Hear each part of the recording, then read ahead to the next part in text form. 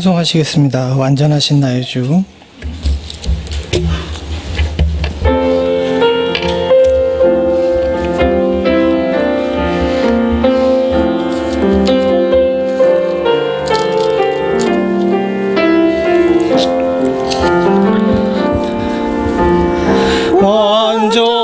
완전하신 나의 주, 의의 길로 날 인도하소서. 행하신 모든 이 주님의 영광 다 경배합니다.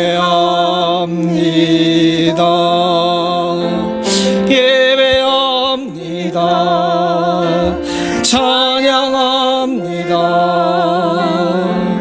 주님만 날 다스리소서.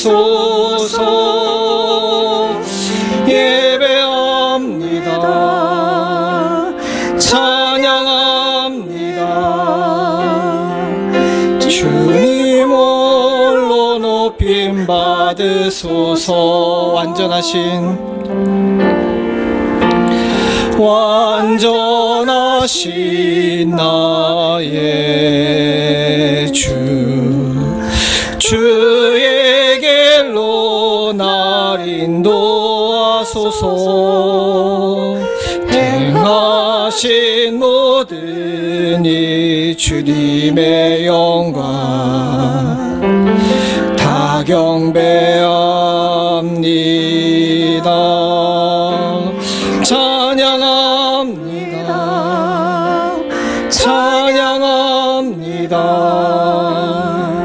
주님만 날 다스리소서. 예배합니다. 찬양합니다. 주님 홀로 높임 받으소서. 한 번만 더 하겠습니다. 완전하신 나의 주, 주의 길로 날 인도하소서. 행하신 모든 이 주님의 영광 다 경배합니다.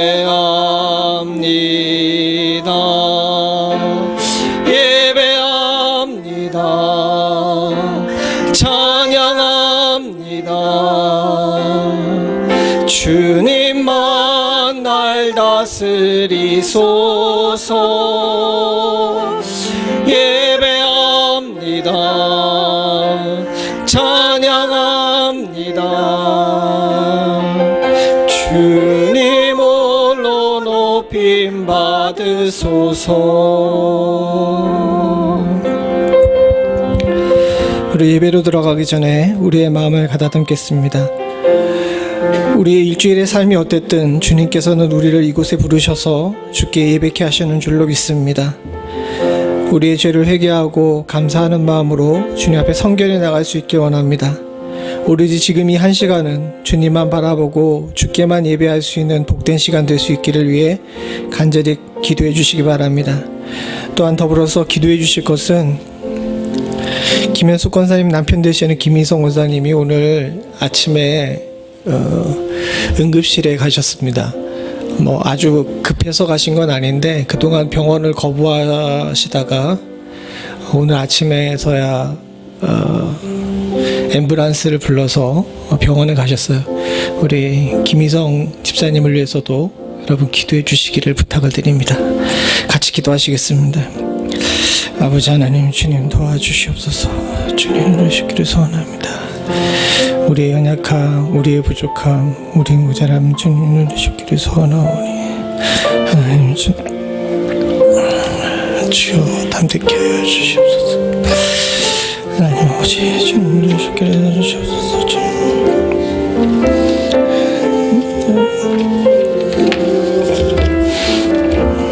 주님을 오시기를 소원합니다. 주님을 오시기를 주시옵소서. 하나님 주님을 오시기를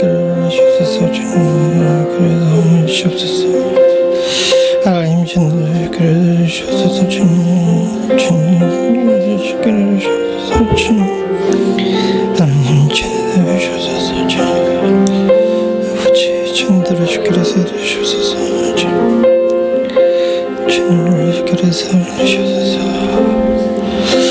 아버지 정으로 쉽게 해주셔서 주님 그러셔서 주님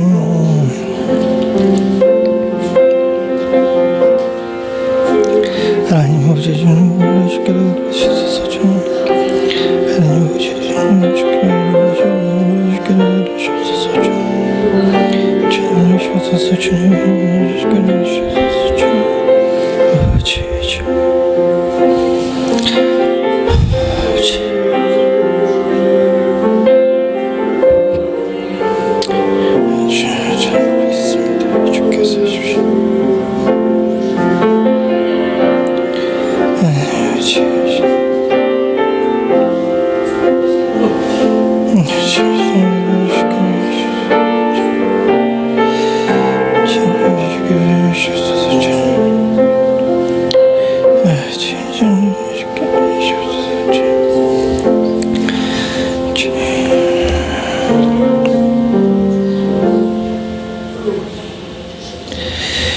여호와는 내게 복을 주시고 너를 지키시기를 원하며 여호와는 그 얼굴로 내게 비추사 은혜 베푸시기를 원하며 여호와는 그 얼굴을 내게로 향하여 드사 평강 주시기를 원하노라.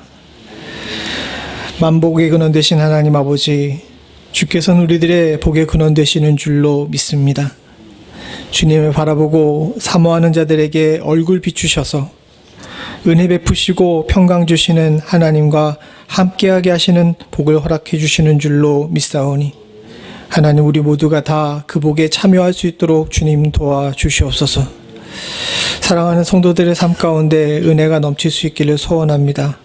성령으로 충만하여 하나님과 동행할 줄 알게 하시고 하늘로 공급되는 기쁨으로 살 수 있도록 주님 도와주시옵고 하나님 아버지, 이 땅에 사는 동안 주로 인해 평안한 가운데 거할 수 있기를 간절히 소원하오니 하나님 아버지, 그 은혜와 평안의 통로가 오늘 이 예배될 수 있도록 주여 도와주시옵소서. 우리의 힘으로는 하나님 어느 것도 누릴 수 없는 것을 기억할 수 있도록 주여 도와주시옵고 온전한 예배 가운데 임재하시는 하나님을 만나는 것이 우리의 삶에 얼마나 중요한지를 잊지 않을 수 있도록 주님 도와주시옵소서. 바라고 소원하기는 이 예배 가운데 하나님 아버지, 사람이 있지 않기를 소원합니다.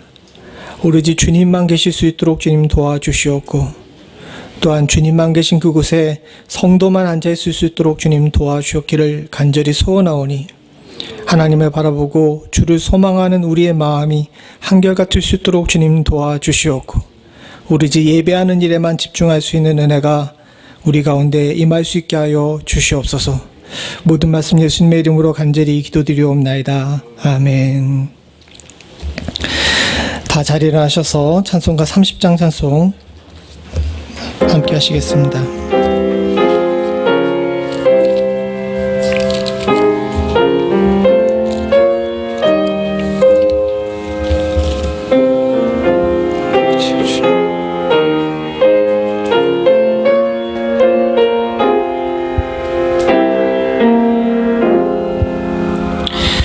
여호와 하나님 하늘에 계시니 온 천하 만민 주 앞에 찬송하네.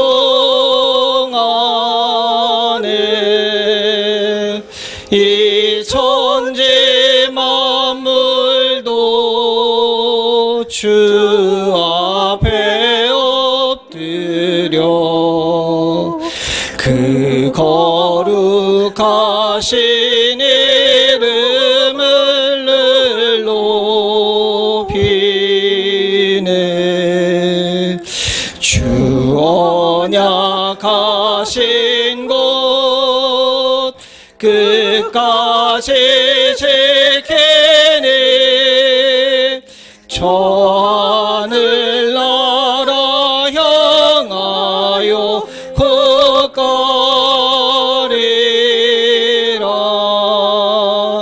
주 얼굴 배울 때 내 마음이 기쁘고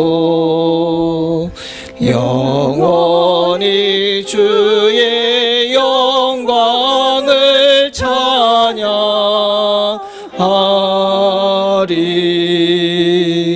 왕의 왕 되신 주 하늘에 계시니 이 세상에 악에 계신 구주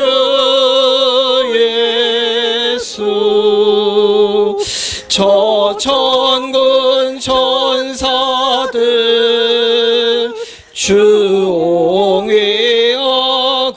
주옹위하고서 무성도 함께 영원히 늘 섬기네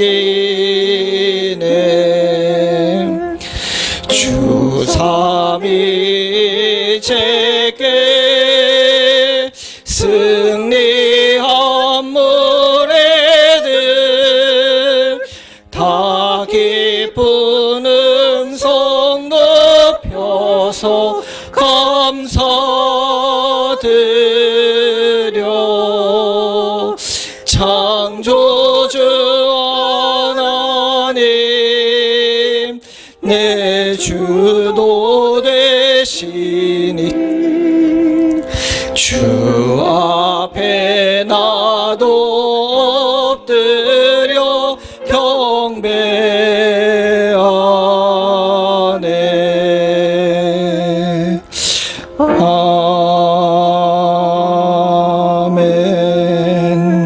아멘.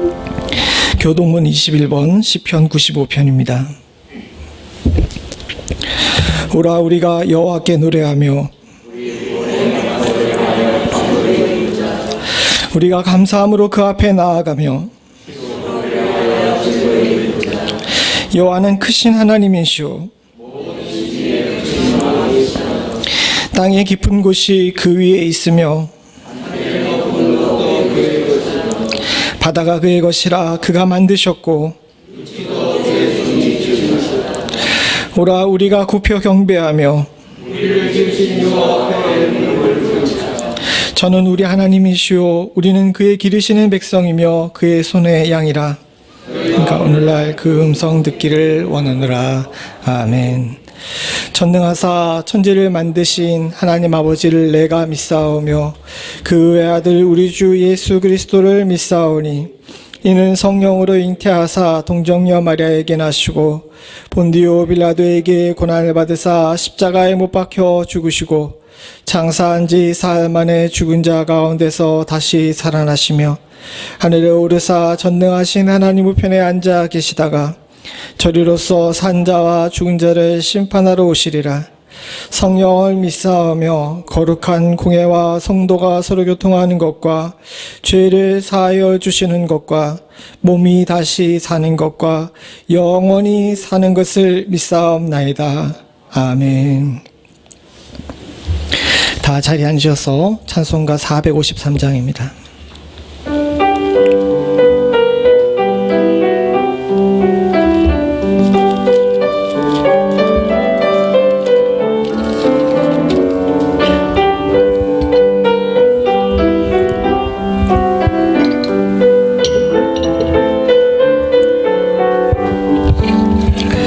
주는 나를 기르시는 목자요 나는 주님의 귀한 어린 양 푸른 풀밭 맑은 시냇 물가로 나를 늘 인도하여 주신다.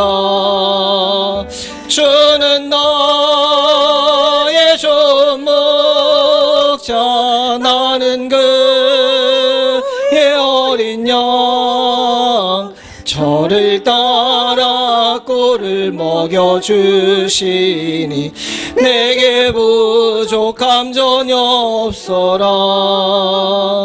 예쁜 새들 노래하는 아침과 노을 베끼는 고낭오네 사랑하는 나의 목자 음성이 나를 언제나 불러주신다.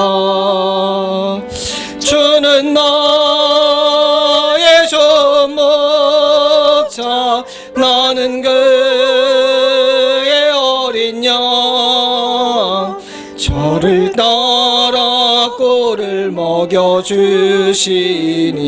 내게 부족함 전혀 없어라.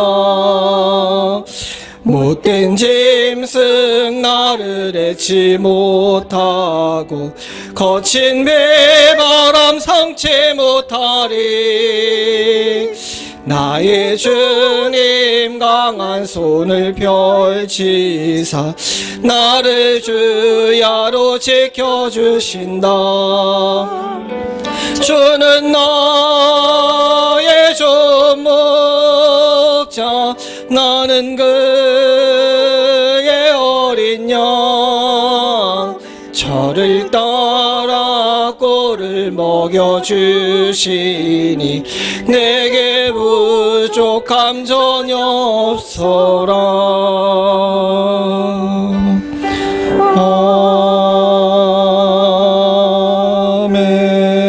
아멘. 요한의 아들 시몬아, 내가 이 사람들보다 나를 더 사랑하느냐? 아버지 하나님, 주께서 우리에게 이렇게 물으셨을 때 우리는 아멘, 주님을 사랑합니다 하며 이 자리에 나왔습니다. 나의 영원한 목자 되시며 나의 능력 되시고 나의 모든 것 되신 하나님 아버지, 주께 아멘 하며 나온 주의 사랑하는 성도들에게 푸른 초장과 실만한 물가를 허락하여 주시옵고 영생의 꼴을 먹게 하시며 영원히 마르지 않는 생수를 얻을 수 있는 축복을 허락하여 주시옵소서. 아버지 하나님, 세상에 살면서 먼지 구덩이 속에 구르고 수없이 많은 죄악을 묻히고 왔으며 입으로 죄를 토하고 손과 발이 범죄하는 일에 빨랐던 것을 주여 용서하여 주옵기를 간절히 소원합니다. 무엇보다도 마음속 깊은 곳이 정결치 못하여 주의 성령을 모시지 못하고 하나님의 뜻대로 살지 못하며 하나님이 기뻐하시지 않는 일을 행하였던 모든 죄를 주여 용서하여 주시옵소서. 날마다 회개로 살 수 있는 은혜가 우리 가운데 임할 수 있기를 간절히 소원하오니 아버지 하나님, 내 눈 안에 있는 들보를 먼저 볼 수 있는 은혜를 허락하여 주시옵고 무릎으로 사는 자를 주께서 긍휼히 여기심을 기억할 수 있도록 주님 도와주시사 우리가 여호와의 싹이 될 수 있도록 주님 도와주시옵고 주께서 기뻐하시는 주의 자녀 될 수 있도록 주님 도와주시며 품으실 만한 어린 양 될 수 있는 은혜를 저희들 가운데 허락하여 주시옵소서. 우리의 마음이 온전히 주를 향하여 온전할 수 있기를 간절히 소원합니다. 주께서 우리를 먼저 부르신 것은 주께서 우리에게 거룩한 복음의 책무를 지게 하심인 줄로 믿사오니 우리가 삶에 지치고 또 삶의 무게에 넘어진다 할지라도 하나님 이에 굴하지 않고 주의 부르심에 응답할 수 있는 은혜가 우리 가운데 있을 수 있도록 주여 도와주시옵소서. 우리의 목적지를 잃고 우리 뜻대로 우리가 원하는 곳을 가지 않을 수 있도록 주님 도와주시옵고 하나님께서 바라시는 곳, 주께서 기뻐하시는 곳, 하나님 우리가 마지막에 가야 될 곳을 소망할 수 있는 은혜가 우리 가운데 있을 수 있기를 간절히 소원하오니 하나님이 이외엔 그 어떤 것도 분토처럼 여길 수 있도록 주님 저희의 눈을 뜨게 하여 주시옵소서.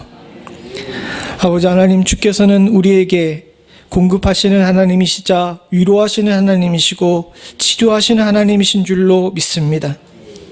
당신의 사랑하는 자녀들을 먹이시고 입히시겠다고 약속하셨사오니 하나님 우리 마음 가운데 담대함이 있을 수 있도록 주님 도와주시옵고 하나님께서는 우리의 머리털 하나도 함부로 상하지 않게 하시겠다고 약속하셨사오니 지키시는 하나님을 신뢰할 수 있도록 주님 도와주시오며 주께서는 우리들에게 치료하는 하나님으로 임재하시겠다고 약속하셨사오니 하나님 아버지, 우리 가운데 연약하고 상처받은 곳이 있다면 주를 바라볼 줄 아는 지혜를 갖게 하여 주시옵소서. 사랑하는 성도들과 성도들의 가정 그리고 생업 위에 주님께서 복 내려 주시사 하나님이 귀한 진리 가운데 기도할 때 응답의 역사가 있을 수 있도록 주님 도와주시옵고 지금 당장 우리 눈에는 차지하는 일이 벌어진다 할지라도 하나님께서는 항상 내게 가장 선하고 아름다운 길로 인도하셨음을 기억하고 주의 섭리를 신뢰할 줄 아는 지혜가 우리 모두 가운데 있을 수 있도록 주여 도와주시옵소서. 특별히 하나님 아버지, 인생에 감당할 수 없는 어려운 문제를 두고 주께 기도하는 자들에게 주의 긍휼의 손길이 임할 수 있기를 간절히 소원합니다. 하나님, 세상이 알 수 없는 놀라운 비밀을 우리에게 알게 하시고 주께서 베풀어 주시는 기적을 소망케 하셨사오니 아버지 하나님, 믿는 자들에게 허락하신 저 산을 들어 옮겨 바다에 빠치우는 역사가 오늘 주의 사랑하는 성도들 가운데 임할 수 있기를 간절히 소원합니다. 병든 자들이 일어날 수 있도록 주님 도와주시옵고 아픈 자들이 회복될 수 있도록 주님 도와주시며 깨진 부분을 싸매시는 역사가 주의 은혜 가운데 우리 가운데 임할 수 있도록 주님 도와주셨기를 간절히 소원하오니 아버지 하나님, 그 어느 때보다 기도하여야 될 때임을 우리 모두가 잊지 않을 수 있도록 주님 도와주시옵소서. 특별히 김희성 집사님 위에 주님께서 함께하여 주시사 그의 마지막까지 주께서 항상 함께하여 주시옵고 그의 마음의 중심을 주께서 주장하여 주시사 하나님, 그가 천국 가는 그 길 하나님과 동행하는 축복이 있을 수 있도록 주님 도와주시옵고 옆에서 기도하며 함께 간구하는 가족들과 성도들 위해 주님께서 함께하여 주시사 이때 우리가 무엇을 바라보고 살아야 될지 다시 한번 깨닫고 축복이 있을 수 있도록 주여 도와주시옵소서. 아버지 하나님, 지금은 예배를 드리는 처음 시간입니다. 마치는 시간까지 오로지 주께만 영광 돌릴 수 있기를 간절히 소원하오니 사람이 드러나거나 사람이 앞장서는 예배되지 않을 수 있도록 주님 도와주시옵고 특별히 두렵고 떨리는 마음으로 선 주의 종을 주님께서 긍휼히 여겨 주시사 하나님의 말씀만 온전히 태어날 수 있도록 주여 도와주시옵소서. 각양의 이유로 출타하거나 하나님 아버지, 이 자리에 함께하지 못하여 영상으로 예배드리는 성도들 위에도 주님께서 함께하여 주시사 저들과 주님의 관계가 간단하고 쉽지 않은 관계임을 항상 기억할 수 있도록 주님 도와주시옵고 주께서는 그 어느 곳에서나 사랑의 끈을 끊지 않고 계심을 항상 기억할 수 있는 성도들 될 수 있도록 주님 도와주시옵소서. 주께서 이 시간 우리와 함께 하실 줄로 믿사옵고 모든 말씀 예수님의 이름으로 간절히 기도드리옵나이다. 아멘.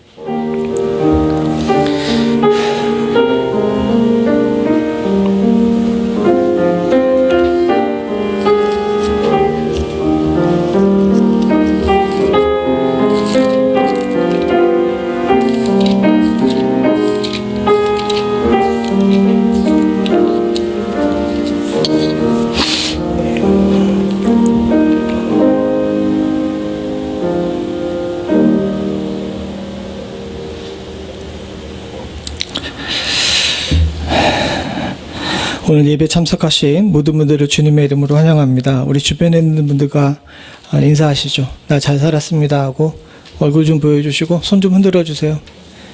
다들 평안하시죠 하고. 예. 아까 전에 말씀드린 것처럼 아침에 전화가 왔는데 김현숙 권사님한테 전화가 왔는데 아시는 분은 아시겠지만 김희성 집사님이 지금 꽤 오랫동안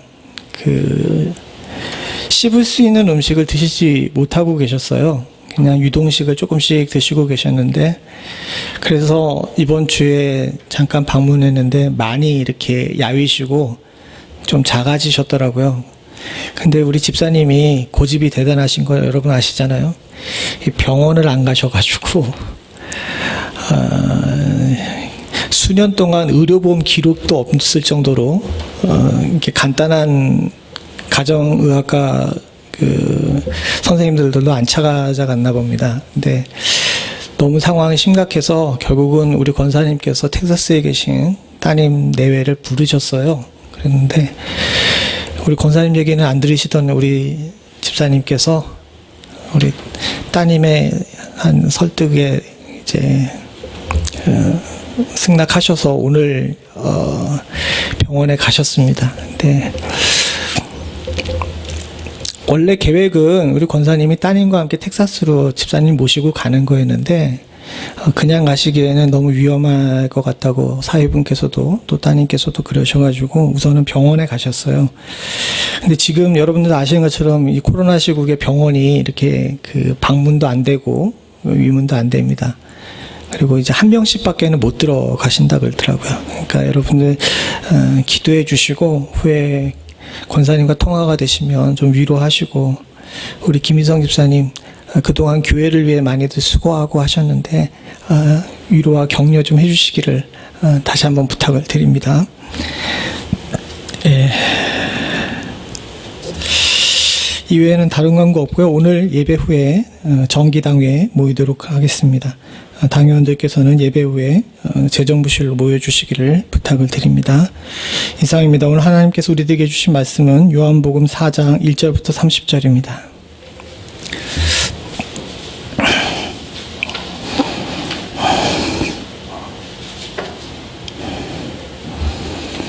요한복음 4장 1절부터 30절 한 절씩 교독하겠습니다.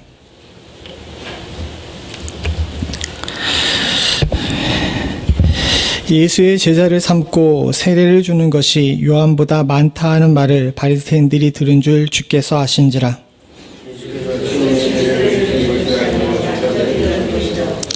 유대를 떠나사 다시 갈릴리로 가실새 사마리아에 있는 수가라 하는 동네에 이르시니 야곱이 그 아들 요셉에게 준 땅이 가깝고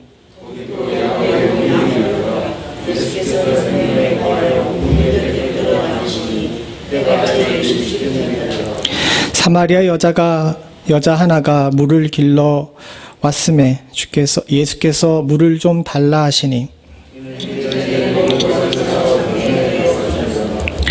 사마리아 여자가 가로되 당신은 유대인으로서 어찌하여 사마리아 여자 나에게 물을 달라 하나이까 하니 이는 유대인이 사마리아인과 상종치 아니함이로라.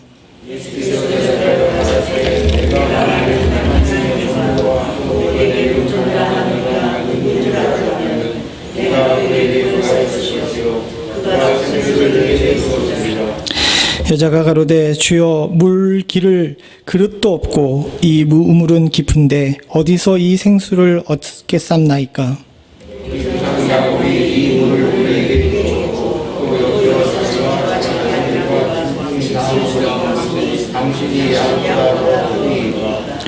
예수께서 대답하여 가라사대 때 이 물을 먹는 자마다 다시 목마르려니와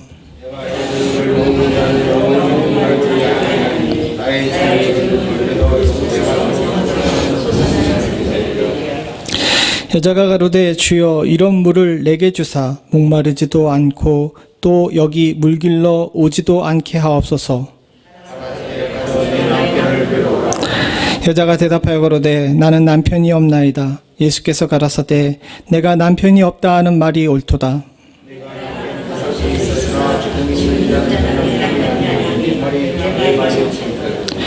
여자가 가로되 주여 내가 보니 선지자로소이다.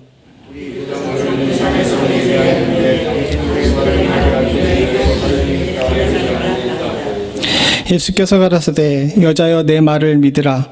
이 산에서도 말고 예루살렘에서도 말고 너희가 아버지께 예배할 때가 이르리라.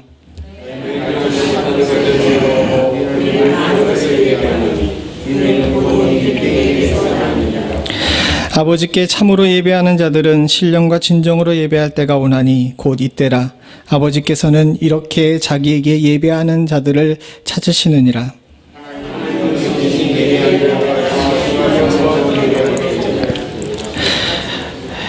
여자가 가로되 메시아 곧 그리스도라 하는 이가 오실 줄을 내가 아노니 그가 오시면 모든 것을 우리에게 고하시리이다.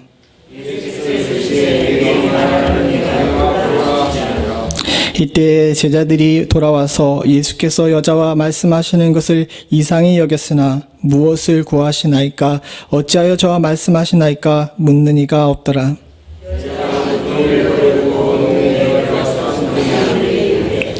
나의 행한 모든 일을 내게 말한 사람을 와 보라. 이는 그리스도가 아니냐 하니 제가 동네에서 나와 예수께로 오더라. 아멘.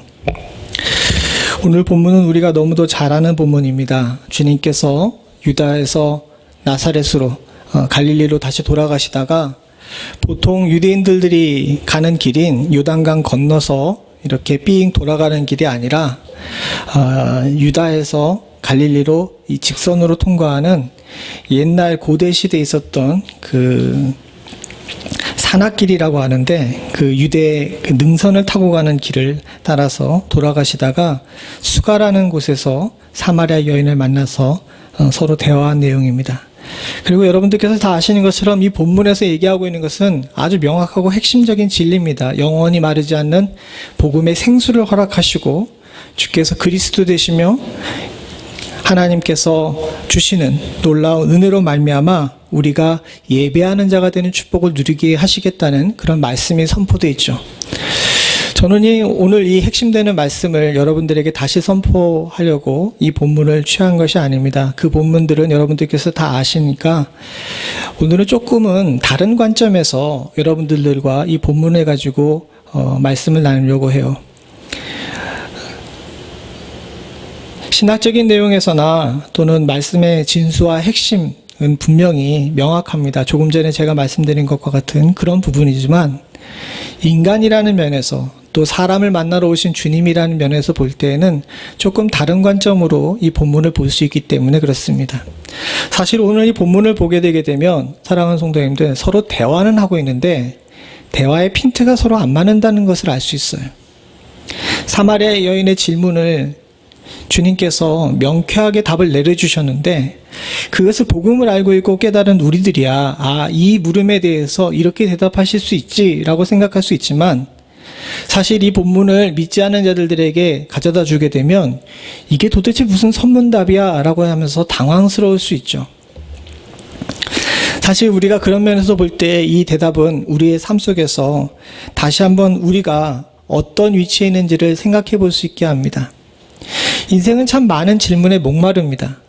저도 그렇고 여러분들도 그렇고 답을 알 수 없는 질문을 주님 앞에 가져오는 경우가 많아요. 근데 주님께서는 그때마다 명쾌한 답을 내려주시기보다 우리가 볼 때에는 조금 이상하거나 내가 원하지 않는 답을 주실 때도 많이 있습니다. 그러나 성경에서 말씀하신 것처럼 말씀 나온 것처럼 마음을 열고 심령이 갈급해서 주의 말씀을 듣게 되게 되면 주께서 하시는 그런 말씀들 또 주께서 기도 중에 우리에게 주시는 그런 응답들이 우리의 마음을 시원케 하는 역사가 있을 줄로 믿습니다. 그것이 하나님의 치료이고 주께서 우리를 만나러 오신 이유입니다. 그리고 더 놀라운 것은 무엇이냐 하면 오늘 본문에도 여러 차례 강조하고 있지만 주님께서는 사마리아 여인을 만나주고 계시는 겁니다. 저 사마리아 여인, 보통 수가성 여인이라고 이야기하지만 오늘 성경 본문을 보시면 알겠지만 사마리아 여인이라는 이야기를 누차 반복해서 이야기해요. 거기에는 그 강조점이 있습니다. 저 사람이 복음의 바깥에 있는 사람, 율법의 바깥에 있는 사람이라는 사실을 강조하기 위해서 그렇습니다. 즉 일반적인 사람의 상식으로 볼 때에는 메시아로 오신 주님께서 만나서는 안 될 사람이라는 것을 강조하기 위해서 사마리아 여인이라는 이 표현을 쓴 것이자 또한 동시에 이 사마리아 여인은 연약하고 부족하며 또 하자가 많은 우리 인생들을 대표하는 것이기도 합니다. 그래서 오늘 저는 이 주제를 가지고 생각할 때 우리의 상처받고 연약하며 부족하고 죄 많은 인생 가운데 찾아오신 주님이 어떤 마음을 가지고 찾아오셨는지를 돌아보고 여러분들과 저의 심령 가운데 주님의 격려가 임할 수 있기를 간절히 소원합니다. 먼저 사랑하는 성도님들, 주님께서는 사마리아 여인을 만나주셨는데 그것은 바로 자존감이 떨어진 자들을 주님께서 가만히 두시지 않는다는 것을 우리들에게 알려주고 있어요. 오늘 본문에 보게 되게 되면 6절부터 9절까지의 내용에 이런 말씀이 나옵니다. 거기 또 야곱의 우물이 있더라 라고 이야기하면서 쭉 가는데 9절을 같이 한번 읽어보죠. 시작. 사마리아 여자가 가로되 당신은 유대인으로서 어찌하여 사마리아 여자 나에게 물을 달라 하나이까. 이는 유대인이 사마리아인과 상종치 아니함이로라. 사실 저 사마리아 여자는 뒤에 여러분들께서 다 알고 계시겠지만 가정도 파괴되었고 또 대낮에 물을 길러 올 만큼 그 동네에서 따돌림을 당하던 사람이었어요. 더 큰 문제는 뭐냐면 태생적으로 그는 사마리아 여자였습니다.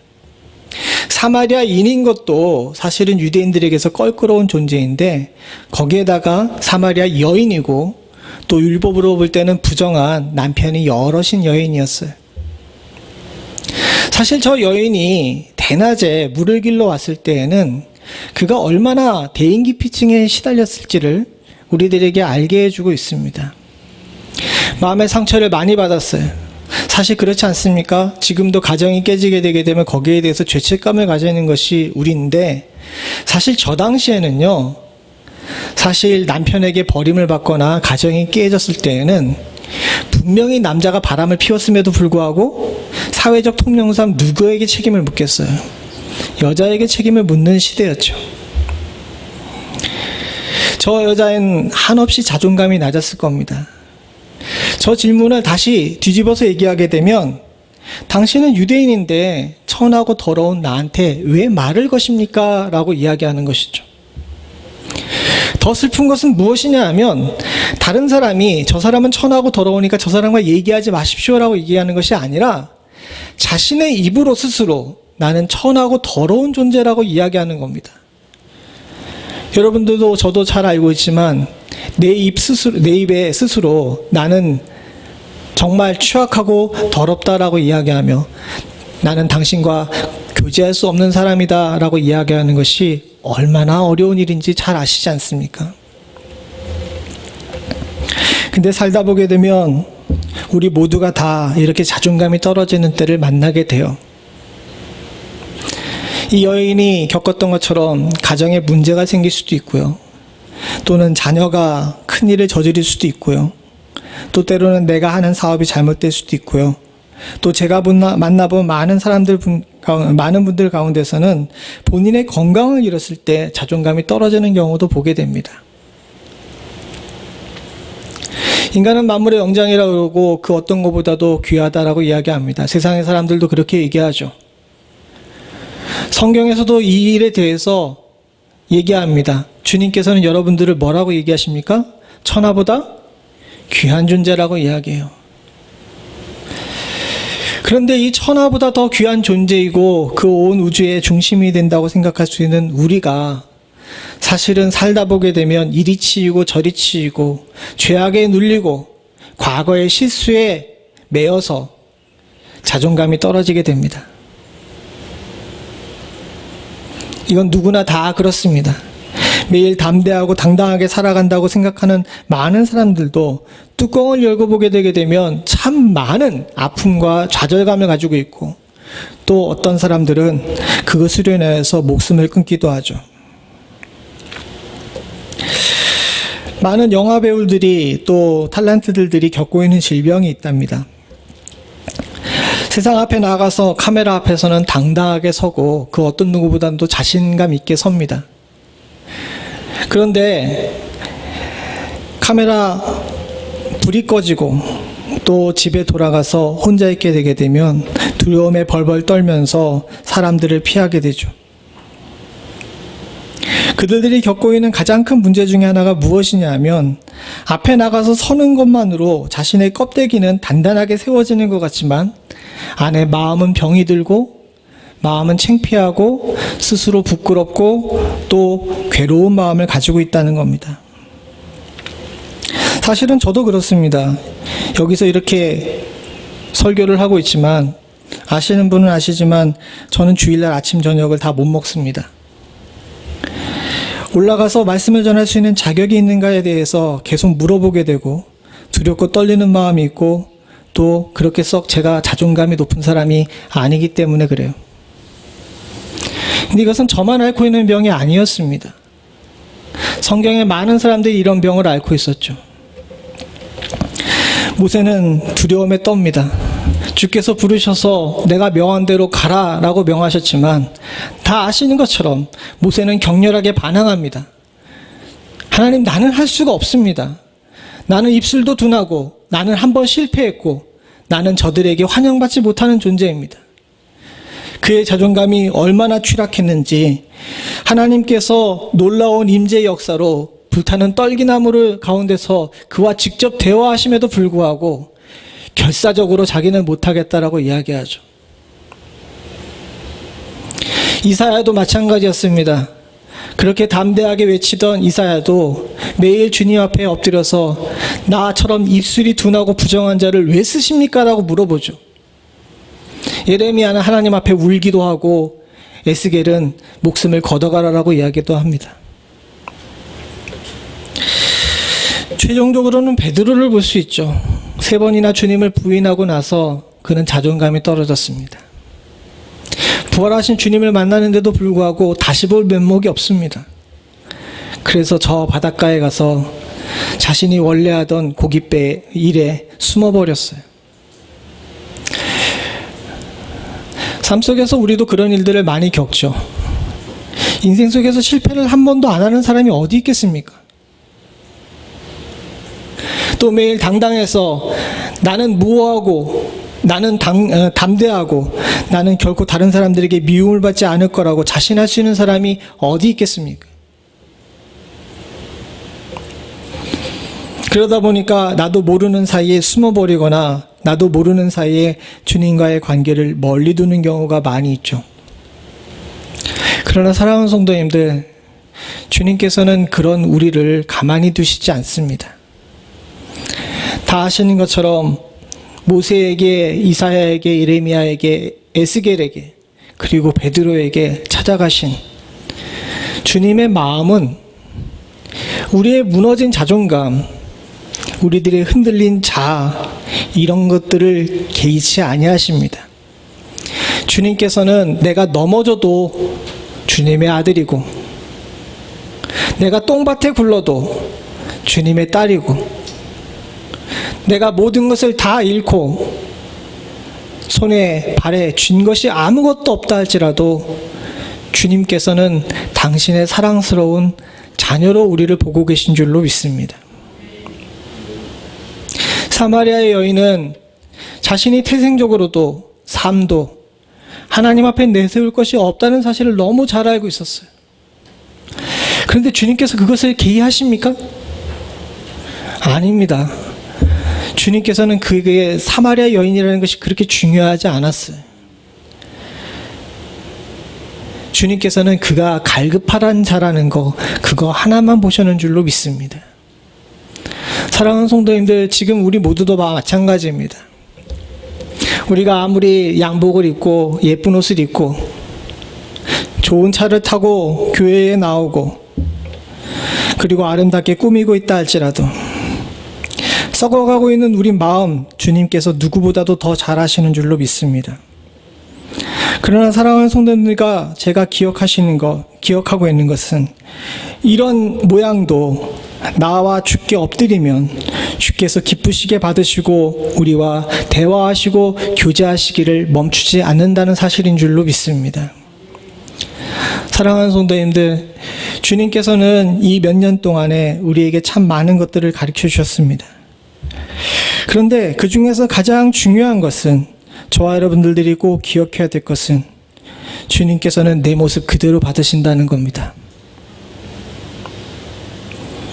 내가 자존감이 있던 없던, 내가 어떤 모양이든, 내가 어떤 상황이든,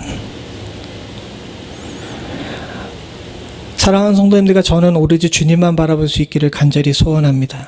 주님께서는 지금 우리에게 원하시는 것이 그것입니다.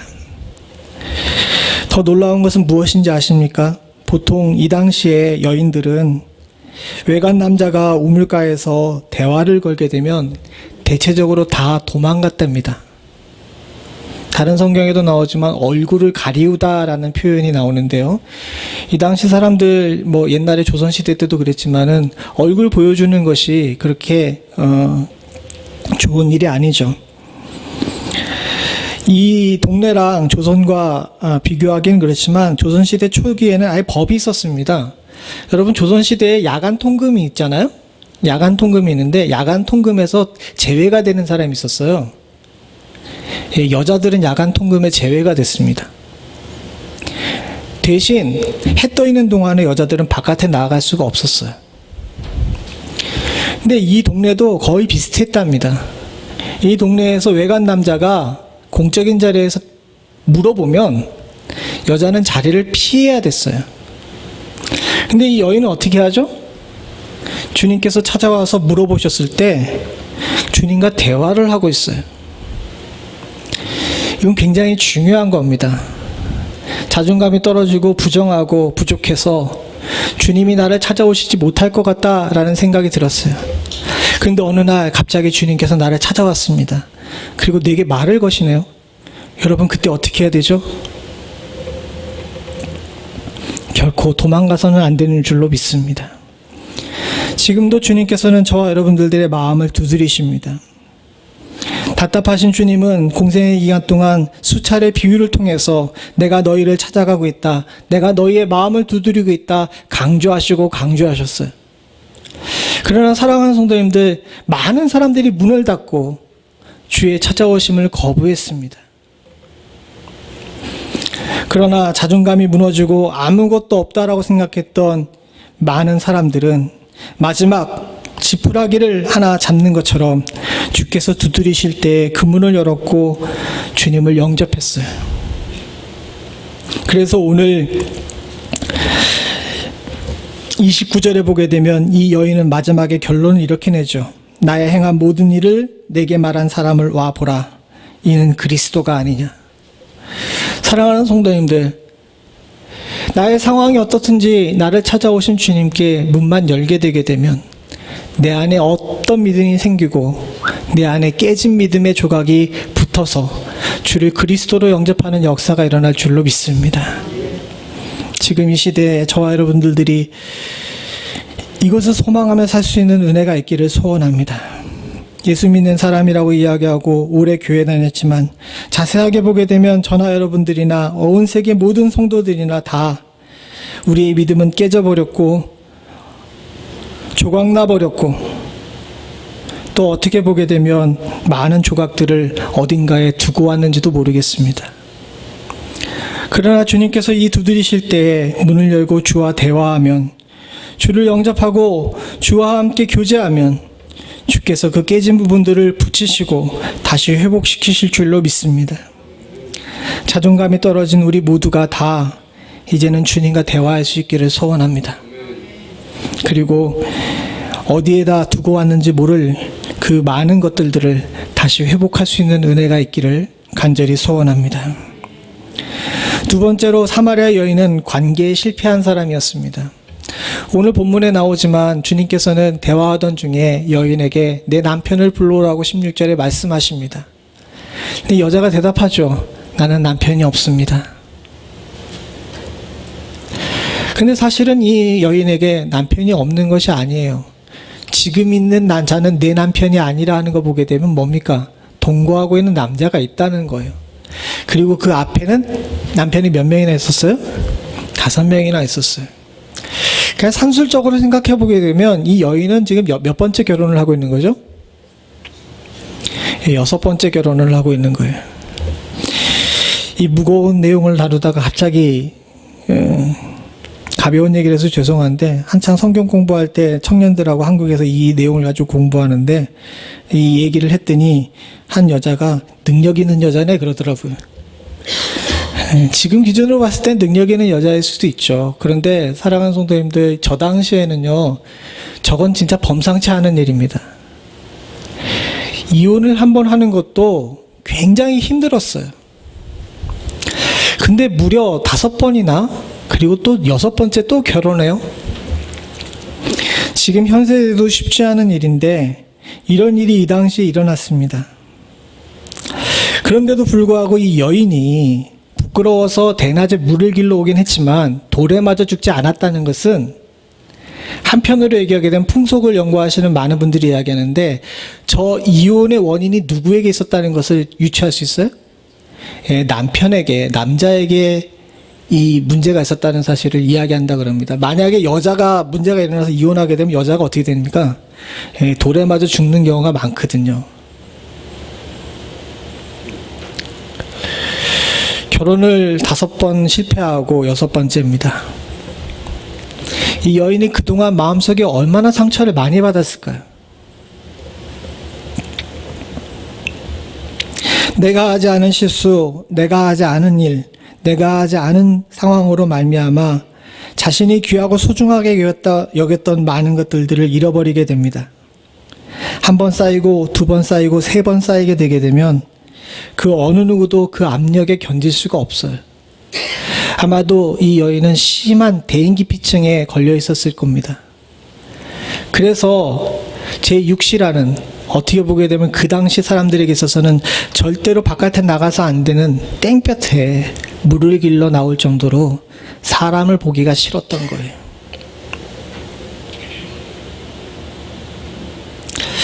인간이 가지고 있는 많은 여러 가지 혼란스러움과 어려움들 중에서 대부분은 사람과 돈에 의한 것입니다. 사람과 돈에 의해서 사람들은 고통받고 있다라고 이야기하죠. 근데 사회학자들이나 심리학자들은 더 깊은 곳에 보게 되게 되면 돈으로 받는 압력보다 사람으로 받는 압력이 훨씬 더 크다고 이야기합니다. 근데 더 안타까운 건 뭐냐 하면 인류는 에덴 동산에서 쫓겨난 이후서부터 지금까지 사람과 사람 사이의 관계를 맺고 사는 일에 매번 실패하고 살았어요. 한자로 사람 인자는 짝대기와 같은 사람 2개가 서로 기대서 사람 인자를 만든다라고 이야기합니다. 그래서 사람들은 서로 기대고 그래서 사회를 만들고 살아야 된다라고 이야기하죠. 서양의 학자들도 이야기합니다. 인간은 사회적 동물이라고. 성경도 마찬가지로 이야기합니다. 저를 홀로 두지 않고 함께 살라고 이야기합니다. 근데 문제는 뭐냐 하면 이 함께 사는 일이 쉽지가 않아요. 전 인류가 4명밖에 안 되는데 살인사건이 일어납니다. 시간이 지나도 마찬가지입니다. 서로를 속이고 서로를 죽이고 서로를 상처받게 만들고, 그러다 보니 많은 사람들은 사람을 신뢰하지 않게 되고 사람을 미워하게 되고 더군다나 관계의 실패함을 통하여서 그들의 삶이 왜곡되고 부정되는 경우가 많이 있습니다. 시대가 지나면서 이런 일들은 더 넘치죠. 손에 핸드폰을 갖게 되고 나서부터는 이런 상황이 더 심각해진다고 이야기합니다. 우리도 연습해봤지만 그래도 우리 교회는 잘 넘겼지만 한국에 있는 많은 교회들이 이 팬데믹 사건으로 인하여서 어려움을 겪다가 회복이 돼서 교회 문을 열었는데 교회 안 와요. 왜 안 오는지 아십니까? 그냥 예수를 안 믿는 것이 아닙니다. 전화해 보면 예수 믿는다 그런데요. 그런데 교회를 안 오는 이유가 예배는 집에서 핸드폰이나 영상으로 드리면 되고 가면 사람이 귀찮아서 안 만난다 그럽니다.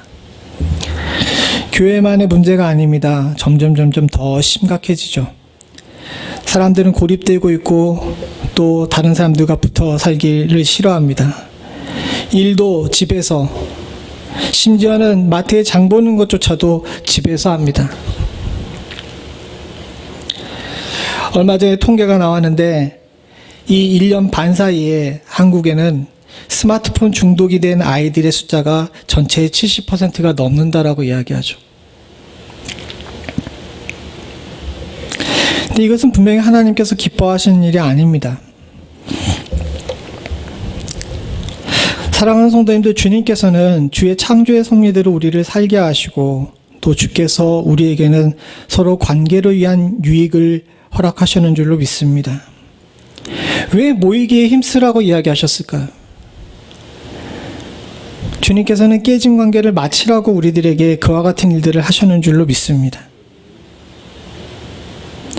사랑하는 성도님들, 사람은 사람을 사랑하기 쉽지 않습니다. 도리어 미워하기가 훨씬 더 쉽습니다. 그러나 주님께서는 그것을 원치 아니하십니다.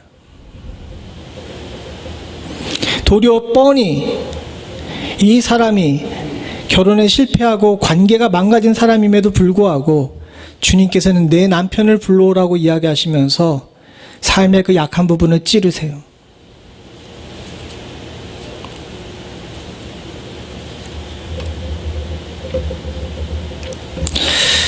우리에게도 주님께서 이렇게 하실지 모르겠습니다. 사랑하는 성도님들, 이 일이 있은 이후에 아까 전에 본 것처럼 28절을 같이 한번 읽어보죠. 28절 같이 있습니다. 시작. 여자가 물동이를 버려두고 동네에 들어가서 사람들에게 이르러. 관계가 무너져서 사람을 피하고 사람들과 관계하고 싶어 하지 않았던 이 여인이 주님께서 찾아오셔서 그 관계를 두들겨 맞추시고 찌른 이후에 그 누구보다도 사람을 먼저 찾아갑니다. 사랑하는 성도님들, 앞으로도 우리는 많은 부분에서 서로 상처받고 서로 부딪히고 서로 깨집니다. 그리고 그러면서 앞으로 조금 더 주님의 삶을 닮아가는 줄로 믿습니다. 서양에 유명한 격언이 있습니다. 사람은 누구나 다 네모나게 태어나서 둥글게 죽는다고. 근데 이것을 성경적으로 표현하게 되면 그렇습니다. 사람은 다 악의 형상으로 태어나서 예수를 만난 이후에 주의 형상으로 죽어야 된다고. 사랑하는 성도님들과 저에게 있어서는 오늘 주께서 주신 이 교훈대로 주의 형상으로 닮아갈 수 있는 은혜가 있기를 간절히 소원합니다. 실패하고 또 실패하고 또 실패해도 주님께서는 찾아오셔서 가라 라고 명하십니다. 베드로에게 찾아가신 주님, 숨어버리고 싶고 난 이제 실패했다라고 얘기하는 그 베드로에게 주님께서는 띠를 띠라고, 그리고 가서 내 양을 먹이라고 등 떠미십니다.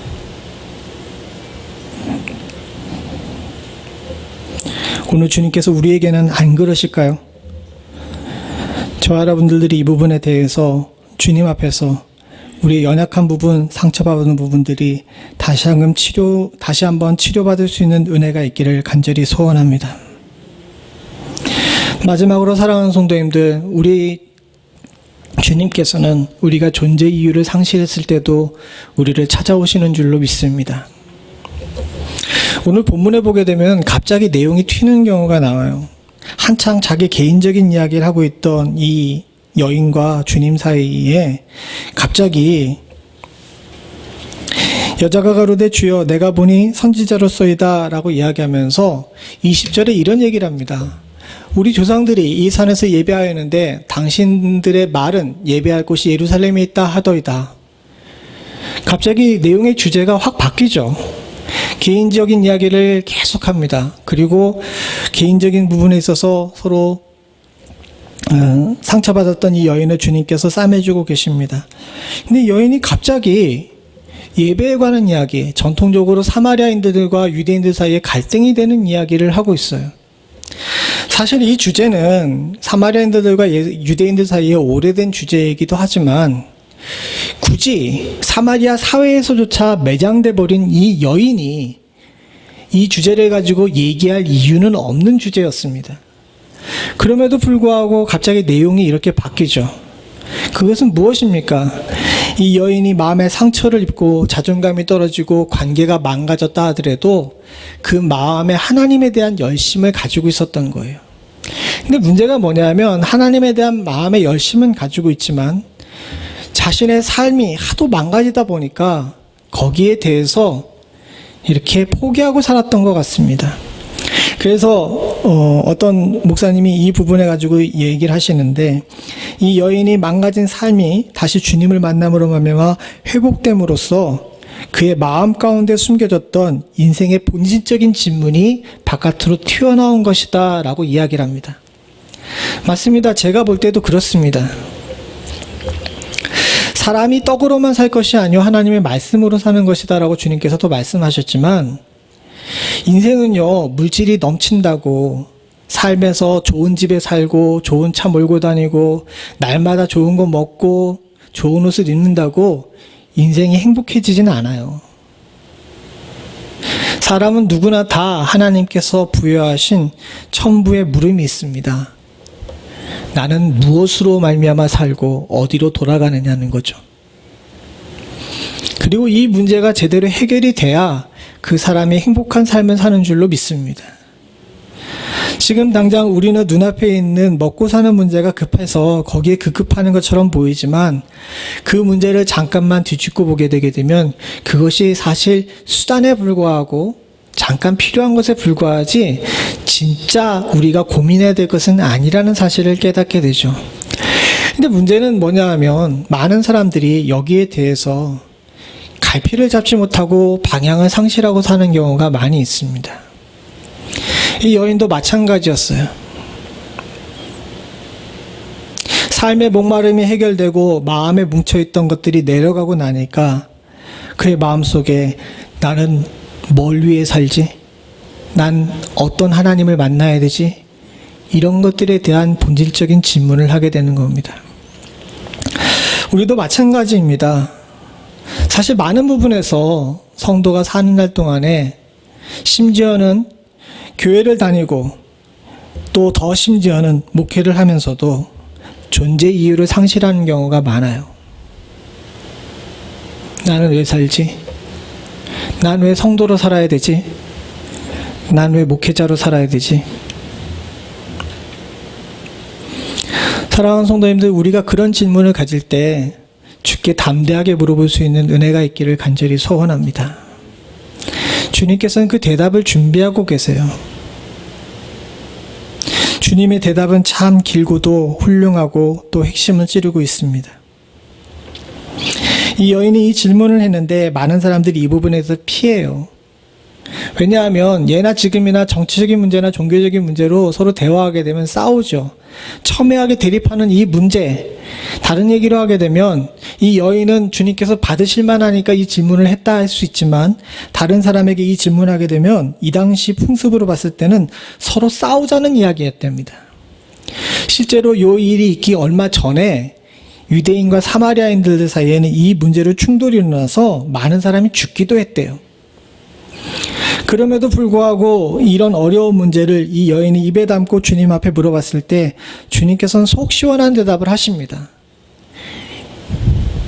이제는 이 산도 저 산도 아니라 어느 곳에서든지 신령과 진정으로 예배하는 자들의 예배를 받으시는 하나님에 관해서 이야기를 하죠.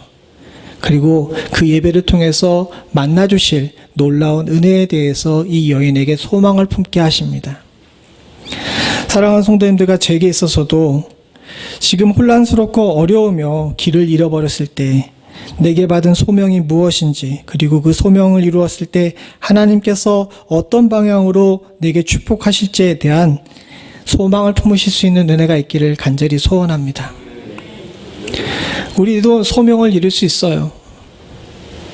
혼란스러울 수 있습니다. 그리고 내가 어디로 가야 되는지 방향을 찾지 못할 수도 있습니다. 근데 여러분, 그게 뭐 얼마나 대단하게 중요한 일입니까? 우린 항상 길을 잃어버리고 살았었는데, 내가 길을 찾겠다라고 생각했을 때, 내가 그 길을 가겠다라고 생각했을 때는 항상 우리는 엉뚱한 길로 가거나 진창에 빠지거나 도짝밭에 굴러야 됐습니다.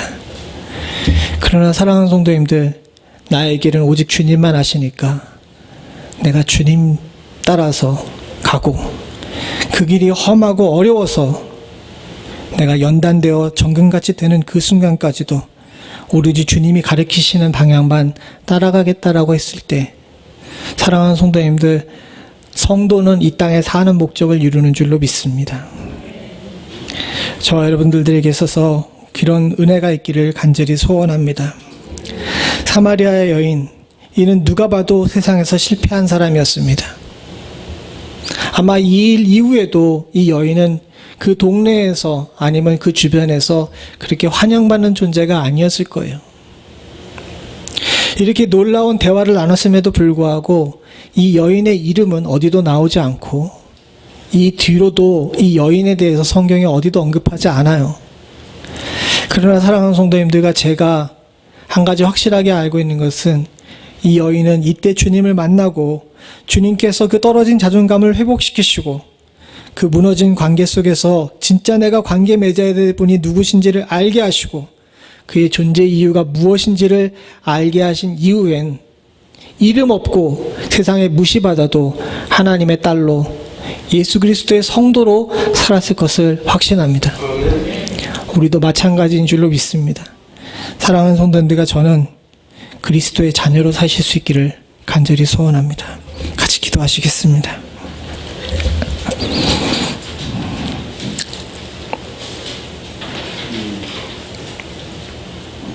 하나님 아버지, 돌이켜보건대 주여 저희들 모두가 다 썩 좋은 사람이 아니었다는 사실을 주께 고백합니다.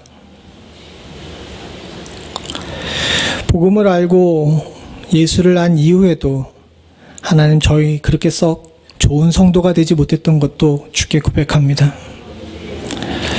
아버지 하나님, 그러나 내 무너진 자존감, 깨진 관계, 그리고 방향을 잃고 헤매는 우리의 삶 가운데 주님께서 찾아오셔서 나를 따라오라 손 내미시고 내가 영원히 마르지 않는 생명수를 너에게 허락하며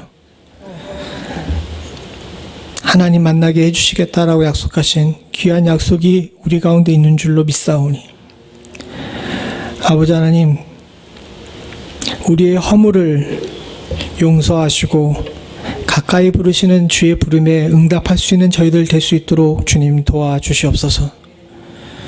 주의 부르심에 응답하는 자에게 주께서 주시는 은혜와 회복이 있는 줄로 믿사오니 아버지 하나님, 혼란스럽고 세상에서 격리되어 있던 이 사마리아 여인이 온 동네 사람들에게 예수가 그리스도임을 증거하는 놀라운 전도자가 되었던 것처럼 아버지 하나님, 우리에게도 그런 은혜가 임할 수 있도록 주님 도와주시옵소서. 무엇보다도 삶의 목적지와 존재 이유를 잃어버리고 혼란스러운 가운데 살고 있던 우리들에게 하나님 아버지, 내가 왜 사는지, 무엇을 바라보고 살아야 되는지 하나님 다시 한번 깨닫고 알게 하시고 하나님, 이제는 주님께서 가르치시는 목적지에서 한눈 팔지 않을 수 있도록 주님 도와주시옵소서. 주께서 저희와 함께 하시고 주의 말씀 가운데 회복시키셔서 그 어떤 상황 속에서도 주님의 사랑을 끊지 않으실 줄로 믿사옵고 모든 말씀 예수님의 이름으로 간절히 기도드리옵나이다. 아멘. 우리 다 일어나셔서 찬송가 412장 찬송 부르시며 준비하신 예물 하나님께 드리겠습니다.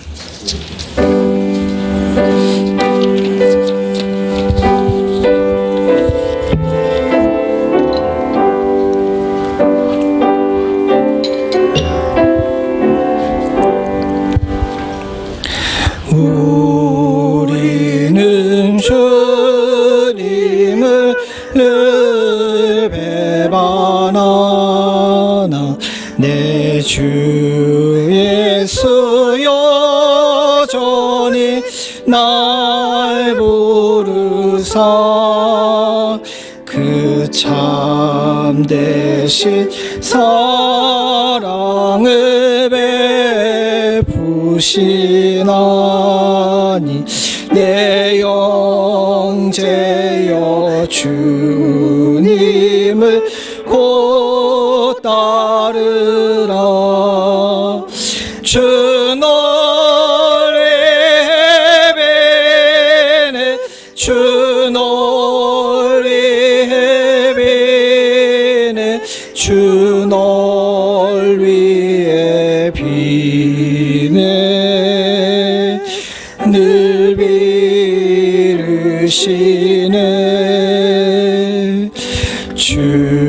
주께서 풍성한 은사를 내려 내 영혼이 나날이 복 받으니